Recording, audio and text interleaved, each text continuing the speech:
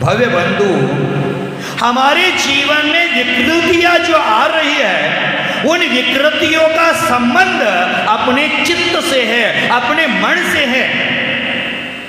चित्त में शुभ अशुभ संस्कारों का गहरा प्रभाव है। सागर की लहरें और सागर की लहरों की तरह, अग्नि की चिंगारी की तरह हमारे चित्त में संस्कार हमेशा उठते ही रहते हैं। हमेशा चिंगारी बढ़ती ही रहती है। निमित्त मिलने पर पूर्व के संस्कार जो चित्त में पाले हुए हैं, उसके प्रभाव से प्रभावित होकर उदय में आए हुए कर्म है, उससे प्रभावित होकर हम उदयशील तरंगों को अपने बोध के साथ जोड़ लेते हैं और वही चित्त में उदय हो चुके उस परमाणु का परमाणु के धर्म का विलय हो जाए, ऐसी प्रवृत्ति हम नहीं कर रहे हैं। हमारे जीवन में चित्त परमाणुओं की ढेर है। हमारा बोध बरकरार रहे तो वही ढेर धीरे धीरे कम होते चला जाता है। जैसे मान लेना आपके घर के बाहर रेत का ढेर लगा है और कहा उस रेत के ढेर में से एक मुट्ठी भर रेत उठा लेना और अपने घर की रेत उठा करके दूसरे घर के सामने रख लेना। दूसरे घर के रेत उठाकर, जो मुट्ठी भर रेत थी उसको उठाकर पुनः तीसरे घर के सामने, पुनः वहीं से उठाकर चौथे घर के सामने रख लेना। वहां से पुनः उठा करके पांचवें घर, छठे घर करते करते पूरे जैनियों के घर के सामने वो रेत रख लेना। क्या हो जाएगा? जो मुट्ठी भर रेत हमने उठाई थी पूरे कॉलोनी के घर के सामने रखते रखते अंत में वो रेत है एक चुटकी भर रह जाएगी, क्योंकि हर समय वो रेत हमारे हाथ से छूटती जाएगी, मुट्ठी से रेत बाहर निकलती जाएगी और वह रेत कम कम होती जाएगी। उसी प्रकार हमारे चित्त के स्वरूप में जो अनादिकाल की मूर्छाएं हैं, इच्छाएं हैं, उसको यहां से वहां उठा कर रखो, यहां से वहां उठा कर रखो, तो हमारी वो चित्त की प्रवृत्तियां है धीरे धीरे कम होती जाएगी, कम होती जाएगी, कम होती जाएगी। भव्य बंधुओं, अगर हम सजग न रहे, मूर्छा के अंधे कूप में हम डूब गए, तो चित्त के परमाणु और भी प्रगाढ़ होते जाएंगे। चित्त के परमाणु, चित्त की विचारधारा और भी दृढ़ होती जाएगी। भव्य बंधुओं, हमारे जीवन में विकृति का पहला स्रोत है मन का अपना जागृत और दमित मन। प्राणी मात्रा का मन और चित्त विकृतियों के संस्कारों से भरा हुआ है। विकृत संस्कार में हम जन्म जन्म के विषयापाई बने हैं। ऐसे लगता है जैसे सांप को दूध पिलाकर भी जहर ही बनता है, उसी प्रकार हम सब लोग और हम सब लोगों की स्वाभाविक स्थिति ऐसी ही बनी है। कितना भी अच्छा वो सुनेगा, लेकिन पुनः वही उसकी स्थिति है जहां दूध पिलाने से सर पर अमृत नहीं विष ही उगाल देता है। हमारे गुरुजी कहते थे, पैपाणम भुजंगानाम केवलम कोपवर्धनम, मूर्खानाम उपदेश हो केवलम कोपवर्धनम, और पैपाणम भुजंगानाम केवलम विषवर्धनम। मूर्खों को उपदेश देना वह मात्र कोप वृद्धि का कारण है, और सर्प को दूध पिलाना मात्र जहर का ही कारण है। उसी प्रकार हमारे मन में जो व्याप्त दुष्प्रवृत्तियां हैं, उसको कितने भी अच्छे विचारों का अमृत भी पिलाया जाए तो दुष्प्रवृत्तियां नष्ट नहीं हो रही है, हमारी विकृतियां नष्ट नहीं हो पा रही है। तो हमारे जीवन में उन विकृतियों को नष्ट करने के लिए हमें प्रयास करना चाहिए। हमारे मन को विकृत करने के लिए अगणित निमित्तों का साथ हमें मिलता है। भोगे हुए पूर्व संस्कार और उनकी मूर्छा के चलते नए संस्कार पर हमारा ध्यान नहीं जा रहा है, अथवा गलत संस्कार पुनः प्रगाढ़ होते जा रहे हैं, दृढ़ होते जा रहे हैं, और हम उन्हीं पुनः संस्कारों को पुनः पुनः भोगने की प्रवृत्ति करते हैं, और विकृत संस्कारों की एक एक कड़ी है वो जोड़ते जाते हैं और हमें कर्मों का बंध होता रहता है। भव्य बंधु, हम अपने विकृत संस्कारों के इतने आदी हो चुके हैं कि हमें उसमें सुख और सुकून दिखाई दे रहा है।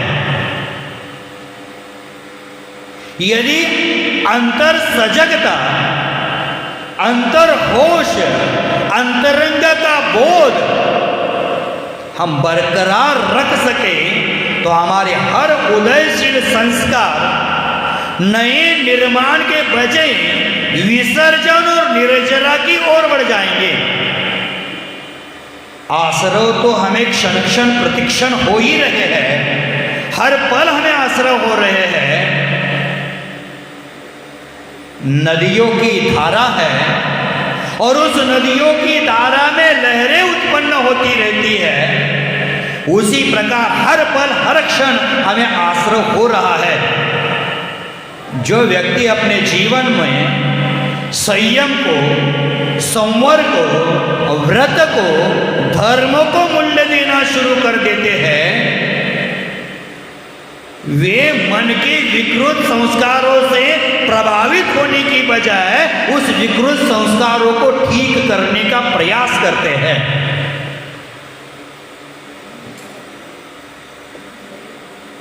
वह इसकी संसार रूपी कीचड़ में रहकर भी निर्लिप्त होने का प्रयास करते हैं। तो भव्य बंधुओं, हमारे जीवन में विकृतियों को उत्पन्न करने वाली अवस्थाएं हैं, उस पर ध्यान देना जरूरी है।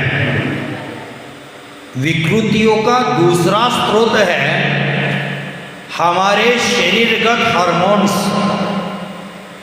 जो प्राणी मात्रा की देह के साथ पोषित होते हैं, पल्लवित होते हैं। हार्मोन्स का विकास होता रहता है। हार्मोन्स में होने वाले परिवर्तन हमारे शारीरिक और मानसिक संवेगों को भी प्रभावित करते रहते हैं। जब तक कोई व्यक्ति मन और देह के धर्मों से उपरत नहीं हो जाता, तब तक हम अपने संवेगों को, अपने हार्मोन्स को और हार्मोन्स के प्रभावों से अछूते नहीं रह सकते हैं। किसी पर कम, किसी पर ज्यादा, पर प्रभाव तो हार्मोन्स का और संवेगों का पड़ ही रहा है। हम सीधे तौर पर तो हार्मोन्स पर विजय प्राप्त नहीं कर सकते हैं, पर मन के संवेगों पर विजय प्राप्त करके हार्मोन्स के प्रभावों को शिथिल अवश्य कर सकते हैं। भव्य बंधुओं, हमारे संवेगों पर विजय प्राप्त करने का प्रयास करो, तभी जाकर संवर हो जाएगा। हमारे जीवन में विकृतियां उत्पन्न हो रही है, उन विकृतियों का तीसरा स्रोत है आनुवंशिकता। आप उसको क्या कहते हैं? आनुवंशिकता है, और आनुवंशिकता से विकृतियों का हमारा तीसरा स्रोत जुड़ा है। आखिर हम में से हर किसी का शरीर है, प्रत्येक प्राणी का शरीर है, वो माता पिता की आविकृति है, माता पिताओं के निमित्त से बना है। यह प्रकृति की व्यवस्था है। स्त्री और पुरुष, नर और मादा दोनों के संवेग और संयोग नए जीवन के निर्माण का आधार बनते हैं। क्योंकि हम जिस शरीर को लिए हुए हैं वह किन्हीं स्त्री पुरुष के संयोग की ही परिणति है। इसलिए हमारा यह शरीर भी माता पिता की तरह उनके जितना विकसित और पोषित हो जाएगा, तो इसमें भी वही गुणधर्म उठने शुरू हो जाते हैं जो माता पिता या उनके वंश में से किसी भी तरह के गुणधर्म का हम में विस्तार होना, यही आनुवंशिकता कहलाता है। देख लेना, हम जैन कुल में उत्पन्न हुए हैं तो हमारे परिवार का व्यवहार है, पूर्वापर परंपरा से हम मांस भक्षी नहीं है, अहिंसा की आराधना करते हैं, तो हमारे बच्चों को सिखाना नहीं पड़ता, वह भी अहिंसा का आराधक बन जाता है, वह भी मांस भक्षण से दूर हो जाता है। और अन्य परिवार में बचपन से मांस भक्षण की प्रवृत्ति है तो वह बच्चा भी बिना प्रयासों से मांस भक्षण करता है। माने घर की परिवार की परंपरा है, वही बच्चों को प्रभावित कर देती है, वही बच्चों पर संस्कार डाल देती है। इसलिए हम बोलते हैं आप पाप तो करते हैं, दुष्प्रवृत्तियां तो करते हैं, आप नशा तो करते हैं, कम से कम अपने बच्चों के सामने नशा मत कर देना।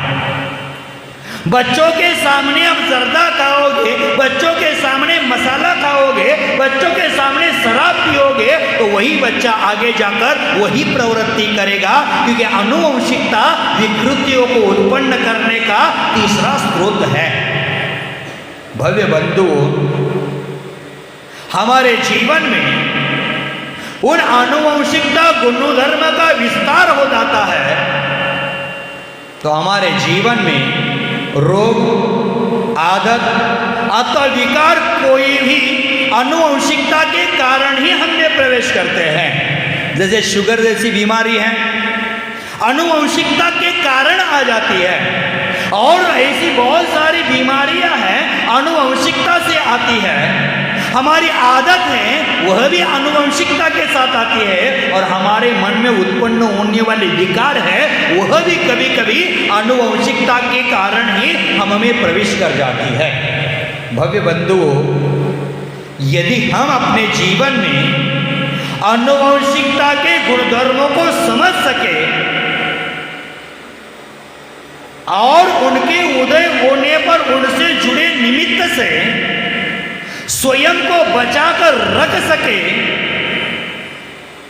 तो किसी भी हद तक आनुवंशिकता के दुर्गुणों पर हम विजय भी प्राप्त कर सकते हैं। हमें वह विजय प्राप्त करनी है। हम उस परंपरा को तोड़ भी सकते हैं। बाप शराबी था लेकिन बेटा पढ़ लिख करके IAS अधिकारी बन जाता है। बाप है दूसरों के घर में नौकरी करता था, सामान उठाता था, लेकिन बच्चा उन विकृतियों से बच करके अपने आत्म संस्कार के बलबूते पुनः वह पढ़ लिख कर बड़ा ऑफिसर बन जाता है, कलेक्टर बन जाता है, अथवा राष्ट्राध्यक्ष जैसे बड़े बड़े पद पर भी आसीन हो सकता है। तो हमारे जीवन में उन विकृतियों के दुर्गुणों पर, आनुवंशिकता के दुर्गुणों पर हमें विजय प्राप्त करनी है। भव्य बंधु, हमारे जीवन में जो विकृतियां आ रही है उसका तीसरा स्रोत आनुवंशिकता था, तो चौथा स्रोत है विकृति से जुड़े निमित्तों को उपलब्ध होना। अच्छे बुरे निमित्त पर, अच्छे बुरे निमित्त हम पर बहुत बड़ा असर डालते हैं। मन के अनुकूल विषयों और मन के अनुकूल निमित्तों को पाकर के हम उस अनुकूल विषयों के विषय धर्मी हो जाते हैं। वैसे निमित्त से हम जुड़ जाते हैं और वैसे निमित्त से भी हम बड़ी बात यह है कि हमारे अपने ही मन में कोई खोट छुपी हो तो वही निमित्त की चोट लगा देता है। विकृतियों के स्रोत को हमने देखा है, समझा है और इन सब में भी हमारे मन की प्रधानता है।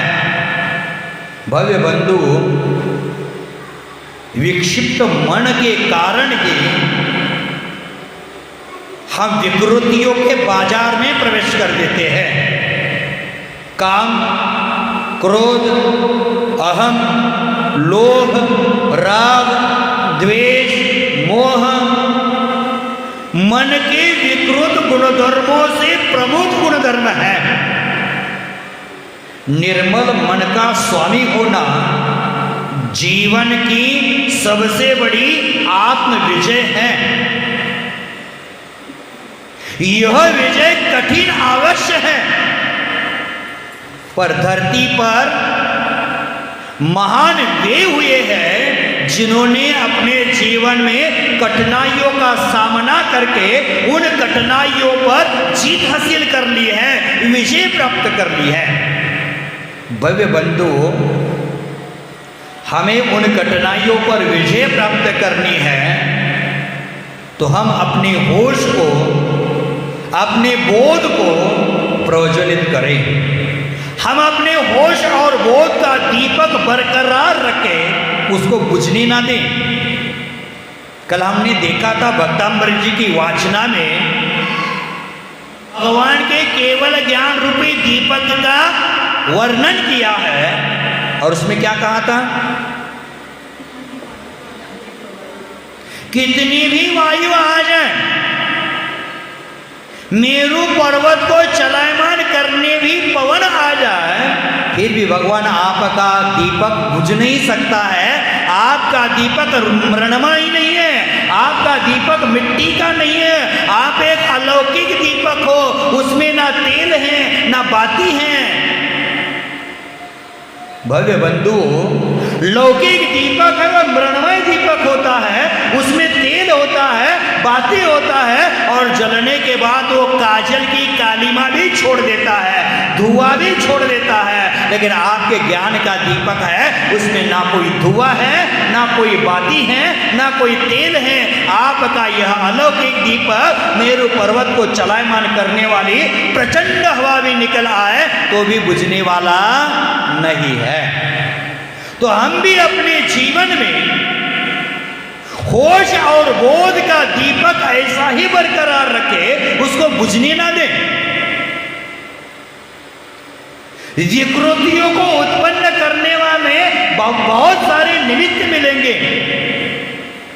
संस्कृति का दीप बुझाने के लिए विकृतियों की प्रचंड हवा चलेगी, लेकिन होश और बोध का दीपक हम हमेशा बचा कर रखें, उसकी प्रकाश में हम अपने मंजिल तक पहुंचे।